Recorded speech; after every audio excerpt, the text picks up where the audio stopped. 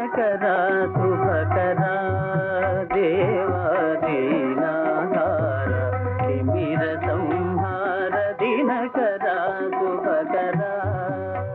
లోకంలో ఏదైనా చదువుకోవడం, ఏదైనా నేర్చుకోవడం ఎందుకు అంటే, మనకొక ఇబ్బంది కలిగినప్పుడు మనకన్నా ఇబ్బంది పడిన వాళ్ళు ఉన్నారని తెలుసుకొని వినమే వీరులు పగపడి ఎట్లు పరుల జయింపరు. వాళ్ళు అంత ఓర్పు పట్టి తర్వాత శత్రువుల్ని జయించి మళ్ళీ గొప్పవాళ్ళు అయ్యారు. అమరమూర్తి చెయ్యి చాపి కదూ అవతారమై అంత గొప్ప కీర్తి గడించాడు. కాబట్టి ధర్మనందన బెంగపెట్టుకుంటామే, ఓర్పు పట్టి మళ్ళీ రాజ్యాన్ని సంపాదించుకో అంటాడు ధౌమ్యుడు. అలా సూర్యమండలం వంక చూస్తే చాలు ఓర్పు జ్ఞాపకానికి వస్తుంది. ఒరే మనం ఎంత సహనంతో ఉండాలరా. లోకంలో రకరకాలైన పోకడలు ఉంటాయి, అన్నిటికీ నువ్వు ఆవేశపడితే ఎలా? ఓర్పుతో ఉండడం నేర్చుకోవాలి. సహనమే శ్రీరామ రక్ష.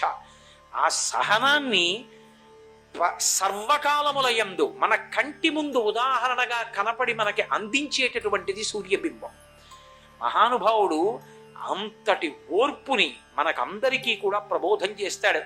అటువంటి సూర్యనారాయణమూర్తి యొక్క గొప్పతనం ఎక్కడుందంటే, అసలు సూర్యకిరణముల యొక్క స్పర్శ లేదనుకోండి, ఆ స్పర్శ లేని నాడు అసలు లోకంలో పంటలు పండడం ఒకెత్తు, లోకంలో పదార్థాన్ని నిలవ చేసేటటువంటి అవకాశం ఉండదు. దేని యందు విశేషమైనటువంటి ఆ రోగ నిరోధక శక్తిని ఇవ్వగలిగినది, లేదా శరీరాన్ని పోషించడంలో ఉత్కృష్ట పదార్థమైనది నిలవ చెయ్యాలి అంటే కేవలము సూర్యకిరణముల చేత తప్తమైతేనే సాధ్యం.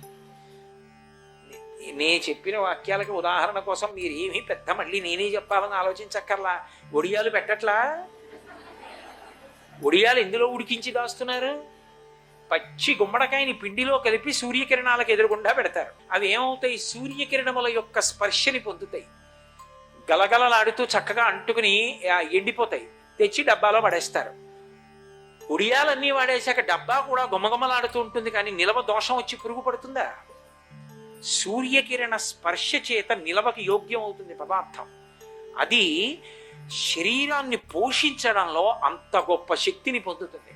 మామిడికాయ ఎంతో గొప్పది, కానీ ఆ మామిడికాయ 365 రోజులు ఉండదు. అందుకే ఒరుగులు చేసి దాస్తారు. మామిడికాయ ముక్కలు కోసి ఎండలో ఎండబెట్టి డబ్బాలో వేసి దాచట్ల, దానికి కూడా పెద్ద ప్రసంగం ఎందుకు? అప్పడాలు సూర్యుడి దగ్గర పెట్టి దాచి ఆఖరికి ఉపనయనం చేసినా తీసుకొచ్చి ఒడియాలును యజ్ఞవేది దగ్గర పెట్టట్లా. సూర్యుని యొక్క కిరణ స్పర్శ చేతనే ఇవి సాధ్యం. అసలు మనుష్య శరీరం లేచి నిలబడాలి. ఎందుకని అంటే దీనికి ఈశ్వరుడు ఊర్ధ్వముఖ చలనం ఇచ్చాడు, మిగిలిన ఉపాధులకు ఇవ్వడు.